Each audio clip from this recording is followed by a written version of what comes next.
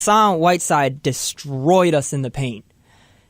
Why is Cantor and Noah Vonleh getting minutes when they're getting killed by Whiteside? Put in Mitchell Robinson. And then when Mitchell Robinson did come into the game, very first thing he does, 30 seconds into the game, he blocks a shot.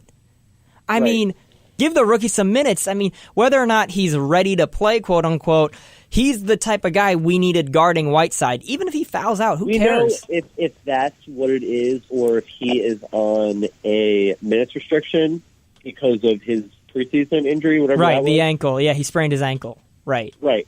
I only wonder if that's what it is, because you're right. And some of it does seem to be obvious, but it's like, again, maybe that's us just being Knicks fans. It's all too obvious. Right. What are you going to do? It's almost like we're trained to think this way, because the last 18 years, it's fine. like... When we get Kevin Durant next season, it's all going to change. Can we talk about this billboard outside in the city that the Knicks put up today? What did they put up? Okay, so we put up a billboard recruiting Kevin Durant with an artist rendering of Kevin Durant and Porzingis standing next to each other with the trophy. And I got to say, whoever was hired to do this painting needs to be fired, because it looks like a 12-year-old drew this billboard, and now it's just on 7th Avenue. I'm looking at this. The New York Post has an article about it. Oh, my God, you're so right. It's like a 7-year-old drew it. I'm laughing when I see that. I'm like, wow, that's your recruitment? Oh, my God. That's a terrible pitch.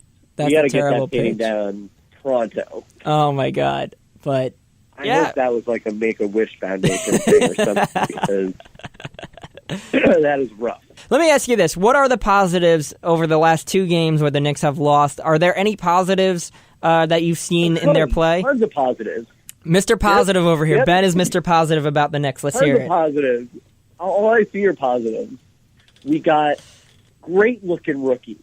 We got seemingly a lot of heart. They're playing defense for the first time in God knows when. They're not running the triangle anymore. Oh, thank God. And his Cantor is banging in there. Like I said, like, the individual talent is really good. If they can just mesh, let's not forget these guys haven't really played with each other at all. That's true. I feel like their individual talent isn't that great, but as a team, they're playing great. At least, it seems like the scrappiness that I keep talking about, that hustle, is there. It's not in the game against the Heat, it really wasn't. Maybe in the first quarter it was, but otherwise it was kind of gone. But 90% of their games, of their time on the court, it's scrappy, hustle. There's no I still don't think there's no reason they can't win. Is that if I'm a free agent, I'm looking at this Knicks team without Porzingis right now and being like, damn, like, these dudes are hustling out there. And I honestly think if this team melded and Porzingis is healthy, we could attract a dope free agent. And why not? Like, who wouldn't want to play with that squad? Right. And then if we had KD and Porzingis, the world is ours. I think this is the game tomorrow against the Warriors. This is a game where we need to show the Warriors and KD that we can stay with them and keep it close. And then it helps KD. If the Knicks is in, I'm sure this game is on national TV, right? I'm not sure. But a lot of people will be watching it. And if the fix is in, we should win. Because wouldn't that just be the funniest shit that nobody predicted? Like, right. Not to say that I want the Knicks to be fixed, but if it is, we should probably beat the Warriors. It'll be another frozen envelope conspiracy, but instead of a frozen envelope, it's the Knicks beating the Warriors and showing KD we can win without Porzingis. Imagine what we could do with Porzingis and KD. Right. After the game, they go out and have dinner and talk. Yeah. The Knicks. There you go. And that was fun. And KD talks about his business in New York, and then the seeds are sown. What do you think is there any worry about what happens when Porzingis comes back? What if he doesn't mesh well with the team? Not worried. You're not worried? We wouldn't mesh well with him. That's true. Good point. And that's also on Fizdale to be like, we got this all-star now, and everything needs to run through him. Like, honestly, he's not going to come back. I've resigned to not being too excited about him to come back, like, anytime soon, because I want him to come back when he's 100% ready. But I really think if he's healthy, everyone is melting with him immediately. Like, he's just too good. And he stretches the floor. Like, he makes everybody's life easier. Right. Did you hear the rumor that Chris Bosh was in the building and Chris Bosh is close. I did hear that rumor. Close with Fitzdale, and he wants to come back in the NBA. So here's the thing: if Chris Bosh gets medically cleared, I am definitely picking him up on a veteran's minimum deal. Yeah, why not? 100%. Why not? Like, he has to be a good locker room influence to all these young guys. You know what I mean? Great locker room influence guy. He pulls in a big crowd because people love dinosaurs. And, like, he's good. He's extinct like a dinosaur? Championship winner. Wait, say that again? Multiple championships. Yeah, multiple championships, yeah. Anything else you want to comment about with this current Knicks team and what you've seen in the past week? I see a lot of potential. I definitely am thinking a high seed in playoffs. I don't see why Tim Hardaway can't be most improved player of the year and Trier is rookie of the year and Hazonia sixth man of the year. I don't get why not. Right. But Tim could win most improved. That's a thing that could definitely happen. I think Zoe winning rookie of the year is going to be difficult when you got Aiden and Doncic and Trae Young all putting up huge lines. A lot of rookies looking good. There's a lot of rookies looking good. Not that Zoe isn't looking good. He's looking good, but just, I mean, come on. He's not. The guy in the Suns is averaging like 20 and 10 right now. Like, right. You know, got you. Well, Zoe isn't getting 20 and 10 minutes, so I'm very eager to see what happens when he cracks the starting lineup and maybe Ntilikina goes to the bench because this guy is the future. Mike Breen said that he reminded him of John Starks. Do you see that? Totally, very Starks-esque. Didn't hear that, but as per usual, I completely 100% agree with Mike Breen. Let me ask you one more player we haven't talked about who's just gone off since his debut against the Celtics, but Dotson. Dotson has played really well the last few games. My man can shoot the lights out. He put up 20 points, 10 boards last night on 8 of 14 shooting. He hit 3 threes. It's threes, yo. He shoots threes. He's shooting 40. Wild, dude.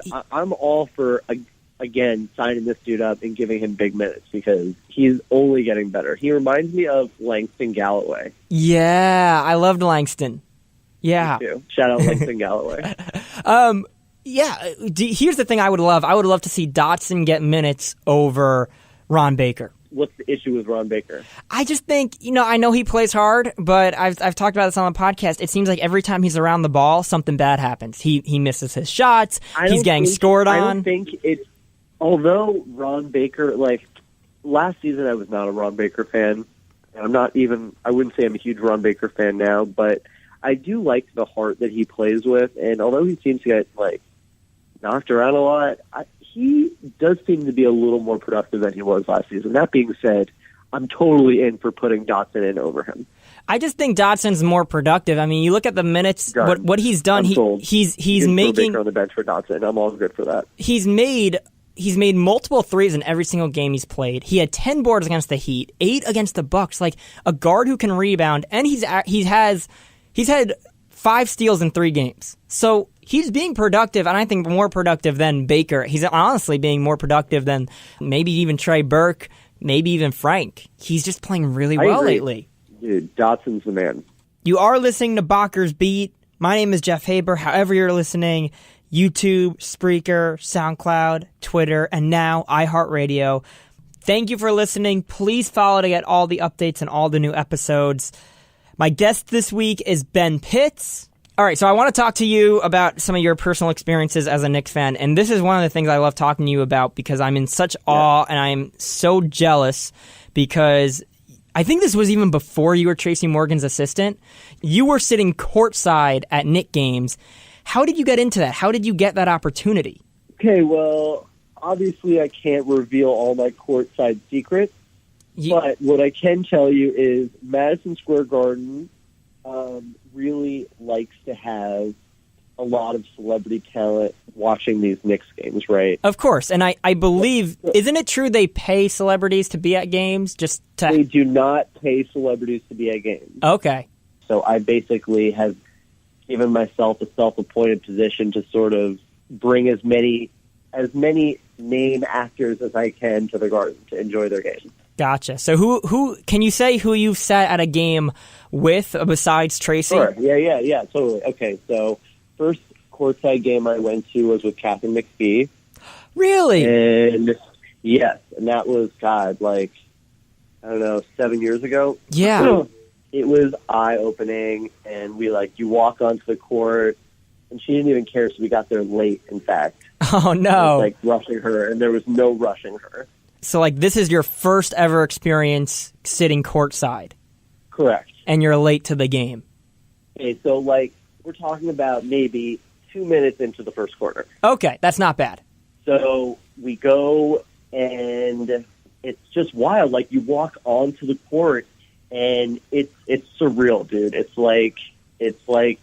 exactly how you picture it, right? It's everybody's there, and you can't cross the court until the play is done. So it's as soon as there's a timeout, it's you walk on, and they sit you next to who I want to say. Oh, you know who was there? Victor Cruz. Oh yeah, Cruz. Yes, and it was dope. I think we won. It was just surreal, right? Right. And I had a jersey on. I had a crypto Nate Robinson jersey on. The green jersey. Shout out Nate Robinson. Yeah. I will find you that picture. Yeah, I remember the picture. You've been on courtside so many times, and it's crazy because working in radio, part of my job is to look up pictures of celebrities, and every once in a while I'll find one, and you'll be sitting next to them, and I'll be like, "There's Ben." Who else have you been to games with and sat courtside with? Oh, let's see. I went to a game with Jeremy Jordan, who's an actor, really great actor. Aaron Eisenberg, who's on Public Morals and The Deuce. Brendan Dooling, my boy, who's on The Carrie Diaries. Okay. So all these actors that you get to go sit courtside with, are you bringing them to Madison Square Garden, or is that the contact? Are they contacting you and being like, hey, we need some celebs at the game. Who do you got? They're taking me to the Garden. Okay. The celebs are? Yeah. And then, so where are you in this point of contact between Madison Square Garden and these celebs? Is it like the celebs are asking you, hey, I want to go to the game. I know you're a big Knicks fan. I know you got the connections. Can you talk to the Garden for us? Is it kind of like that? That's exactly what it is. Oh, okay, gotcha. And now you meet all these actors because you work with them. You've worked with them in the past. I'd only go to a game with somebody if I were either working with them or very close with them. Gotcha. Very cool. That's awesome. But I have to mention my all-time favorite courtside partner, who actually wasn't at a Knicks game, was the All-Star game last year, was Cardi B. I want to talk about that because you had your 15 minutes of fame being a part of that Cardi B meme where she's bobbing her head, eating popcorn. Let me try to figure out how you got there, and then talk to me about what it felt to be there and sitting next to her, and the after effects of seeing yourself everywhere on Facebook. I go to the All-Star game with Tracy, and we walk in, and walking to All-Star is different than walking into Madison, because at the Garden you see person, celebrity, person, celebrity, person. But at the All-Star game, we're walking through the tunnel, and it's all basketball stars, right? The stars of yesteryear. Right. We walk in, and there's Shaq talking to Hakeem Olajuwon. Oh my God! And the person that really shook me was David Robinson. Everybody was really excited to see Tracy, so I got to shake a lot of hands, and it was just I was in heaven, dude. Just namely David Robinson. Why David Robinson though? Because he's the reason we don't have a championship in 2000. You're right, so true. But you know what? David Robinson broke a lot of hearts. Yeah, he did. I was always raised, my dad always used David Robinson as a model of character. Okay, the Admiral. When I saw him, I was like, him and Grant Hill. Grant Hill. Okay, so we go in, we sit down, we listen to the national anthem, and for the record, you can't really hear how bad or good Fergie's national anthem was because it was too loud. It's extremely loud. That was the All-Star game where Fergie's national anthem. I forgot about that. Those memes of all the players laughing and stuff, I'm not for sure they were laughing at her precisely because you really can't even hear. It's impossible to hear. But it was pretty out there after I heard it back. So anyway, The game starts. Tracy and I are the only people in Knicks jerseys, by the way. Classic. I I don't think there were any Tracy Knicks got it. at